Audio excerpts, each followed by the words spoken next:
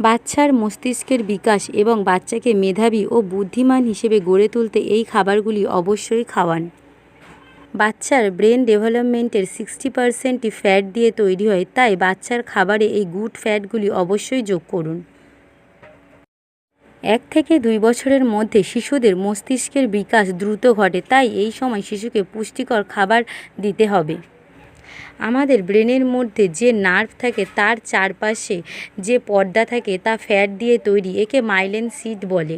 আর এই myelin sheet যেই বাচ্চার যত পুরু হয়ে থাকে সেই বাচ্চা তত মেধাবী, বুদ্ধিমান, কর্মতৎপর এবং চটপটে হয়ে থাকে।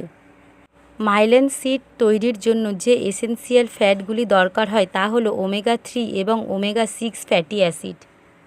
এছাড়াও আরও একটি ইম্পর্টেন্ট উপাদান হলো DHA, যা চোখের স্বাস্থ্য উন্নত করে। এছাড়াও কোলিন, ফোলেট, আয়োডিন,